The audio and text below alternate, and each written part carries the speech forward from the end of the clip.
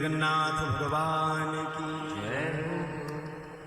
आज तो जगन्नाथ भगवान की अतिशय कृपा हो गई महाराज जी। आज तो ऐसा लग रहा है श्री ब्रजमंडल की भूमि से साक्षात ठाकुर जी ही चलकर इस कथा के मध्य में आ गए। आज हम सबका परम सौभाग्य है, ऋषि पंचमी का पावन पर्व है और महाराज जी आज परम पूज्य गुरुदेव भगवान का प्राकट्य महोत्सव है। इस भारत की भूमि को धन्य करने के लिए ऋषि परंपरा के एक ऐसे संवाहक जिन्होंने दास के जैसे अनेक पथिकों को भक्ति के पथ पर अग्रसर किया है, और उन्हीं ऋषियों की पावन परंपरा में भारतवर्ष की प्रत्येक धरा पर जाकर श्री राम कथा, भक्तमाल, श्रीमद् भागवत जी आदि के माध्यम से अचेतन हृदय में भक्ति की चेतना को जिन्होंने प्रकट किया है, और जिनका चरित्र ऐसा प्रतीत होता है कि वर्तमान समय में कथा कहने वाले वक्ता, कहने वाले तो बहुत है महाराज जी, पर कहकर उसको जीने वाले भी हैं। पर धन्य है महाराज जी का जीवन। महाराज जी कहने वाले भी हैं और महाराज जी अक्षर सा उसको जीने वाले महापुरुष भी हैं। इसलिए आज महाराज जी जगन्नाथपुरी की यात्रा पूर्ण हो गई आपके आवे से। आज साक्षात हमको तो महाराज जी ऐसे लग रहे हो साक्षात आपके स्वरूप में चेतन महाप्रभु जी आकर विराजमान होते हैं। आपने धन्य कर दिया हम सबको। परम सिद्ध पूज्य महाराजा श्री, इनकी वाणी को हम सब टेलीविजन के माध्यम से श्रवण करते हैं। महाराज जी समस्त वैष्णवों के हृदय में आपके दर्शन की उत्कंठा थी।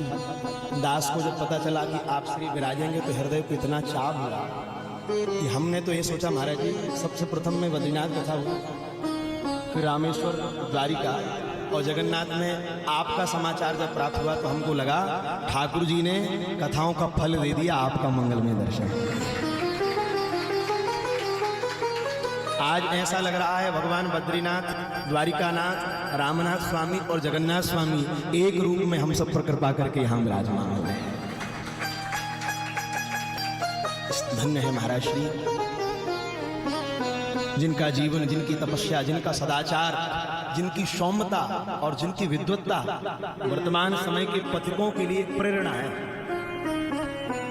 और न जाने कैसे कैसे पातकी जीवों को हरिनाम के माध्यम से आज भी कैसा तपोनिष्ठ जीवन है। हम महाराज जी की दिनचर्या को देख कर आए, सायकाल कथा की सेवा है, अभी महाराज जी हरिनाम संकीर्तन करके पधार रहे हैं। सो सीधे हम सब पर कृपा करने चले आए, तो हम सब पर उनकी अतिशय कृपा है। जहाँ गुरुदेव बैठ रहे और आज महाराज जी का प्राकट्योत्सव है महाराज जी, तो हमको ऐसा लग रहा है एक रूप में महाराज जी हमको यहीं दर्शन दे दिया गया। आपके श्री चरणों दास का कोटि साधनवत प्रणाम है। आप अपनी मंगलमयी वाणी से हम सबको प्रकाश करें, क्योंकि संत का क्षण और अन्न का कण व्यर्थ नहीं करना चाहिए। महाराज जी की भी 3 बजे से सेवा है और इतनी व्यस्ततम समय में भी महाराज जी हम सब पर कृपा करके आए। इसलिए महाराज जी के युगल चरणारविंदों में प्रार्थना है कि हम सबको अपने मंगल में आशीर्वाद से अभिषेचित करें। कुछ महाराज जी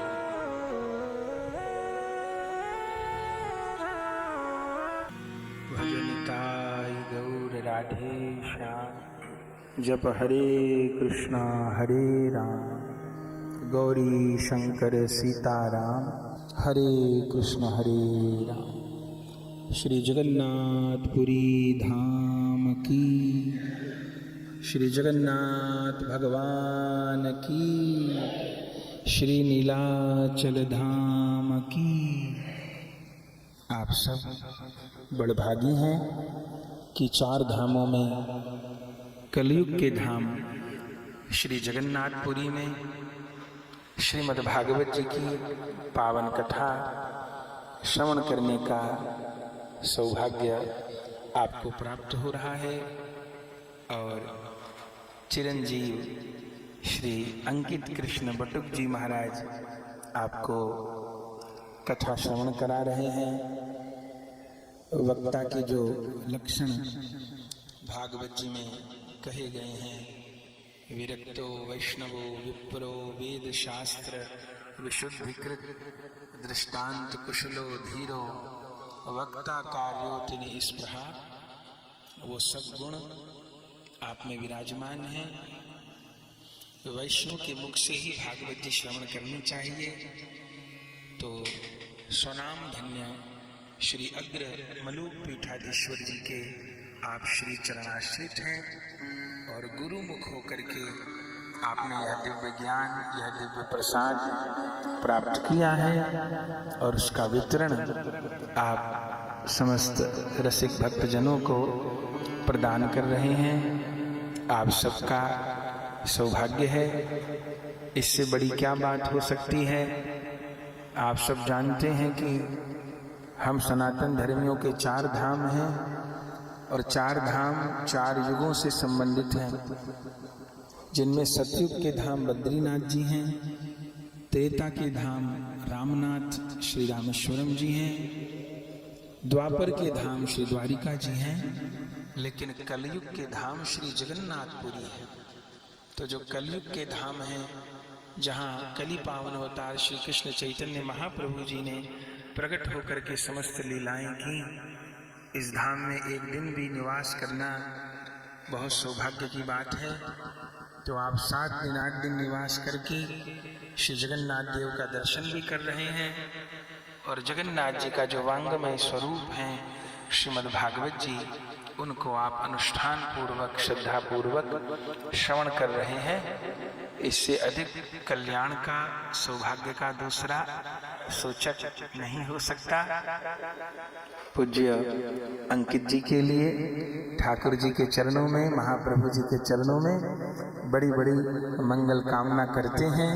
आप दीर्घायु हों, आप स्वस्थ रहें, आप प्रसन्न रहें और यह जो श्रीमद् भागवत जी हैं, ये आपके हृदय में प्रकाश करें।